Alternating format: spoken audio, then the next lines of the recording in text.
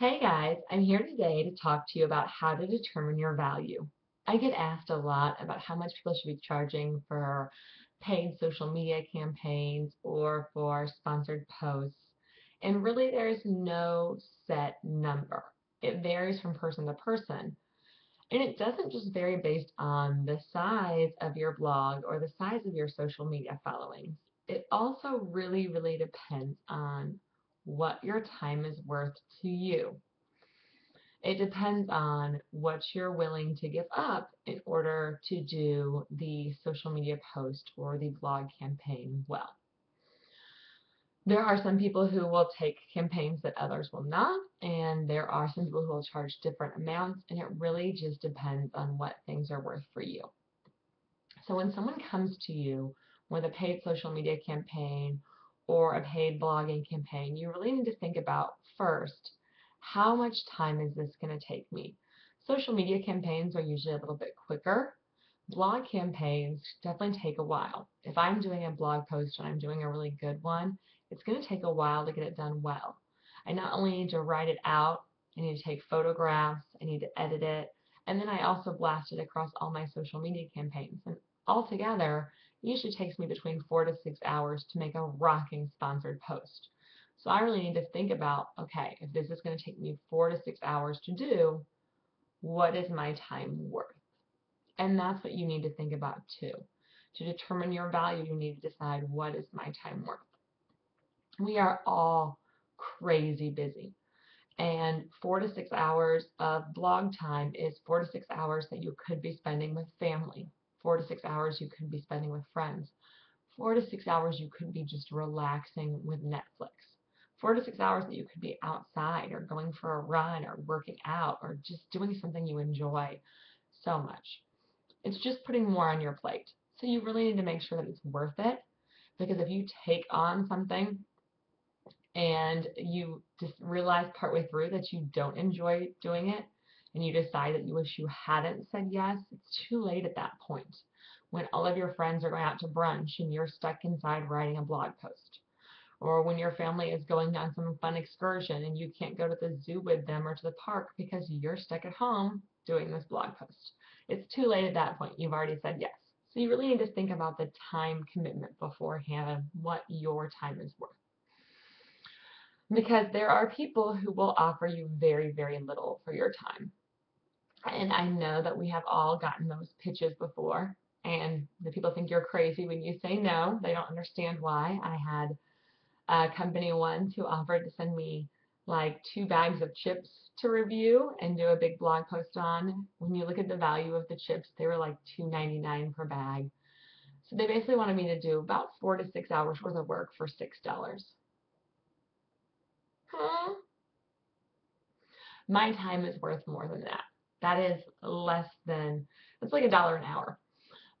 That is less than what my time is worth. And if I accept something that I am only making $1 an hour for, I'm really gonna resent it while I'm working when I could be out doing other things. Our free time is valuable, so if you're giving up that free time, make sure it's worth it to you. So I told them no, and they were shocked because other people were jumping on and saying, yes, I will review it, these 2 bags of chips. Um, and just because other people do it doesn't mean you have to. You can see lots of other people doing reviews for things for free, and you really have to think about whether or not that's worth it for you. I have done reviews for product alone before, and just product, not cash, but I make sure the product is a value that I think is worth it. If a company's offering me a $150 pair of shoes that I would have bought anyways, when I divide that into my 4 or 6 hours, that's still 25 bucks an hour. To me, that's worth it. $25 an hour for something I would have bought anyways, that I'm going to buy anyways, well, that's saving me that money. That's totally worth it. If you're offering me, a $20 product that I probably wouldn't use otherwise, that's not really worth it for me. So you really have to think about those things. And when you're negotiating with clients on what you charge, you need to think about, if I accept this and it takes me, say, 4 to 6 hours to do this really rock star sponsored post, I need to make sure that I'm making enough money where I don't resent the fact that I accepted it. I need to make sure I'm making enough money where I don't feel mad that I'm missing out on, brunches or runs or gym workouts or time with family or time with friends because I'm making good money and it's worth it. So you really need to keep that in mind and think about what is good money for you. Everyone is different. What is an hourly rate that you would be happy with? If you're happy with $10 an hour and it's going to take you 5 hours, then you can ask for $50 and be fine with it. If that's not quite enough for you and you know you would resent it and be unhappy, then you need to ask for more. It doesn't just have to do with the size of your blog and the size of your social media. Yes, if you have a larger blog and larger social media followings, you can ask for more because you have larger followings behind you.